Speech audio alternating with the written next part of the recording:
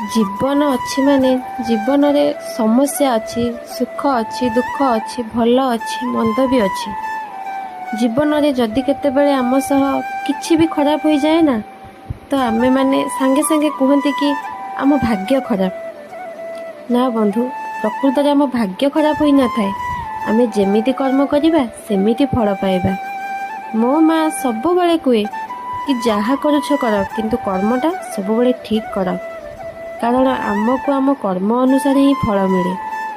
ଆପଣ ଯଦି କର୍ମଟା ଠିକ୍ କରିବେ ନା, ତେବେ ଆପଣଙ୍କ ସହ ସବୁ ଠିକ୍ ହେବ, ବା ଭଗବାନ ଆପଣଙ୍କୁ ନିଶ୍ଚୟ ନ୍ୟାୟ ଦେବେ। ଆଉ ଯଦି ଆପଣ ଭୁଲ ବାଟେ ଯିବେ ନା ବା ଅନ୍ୟାୟ କରିବେ, ତେବେ ଆପଣଙ୍କ ସହ କିଛି ବି ଭଲ ହେବନି।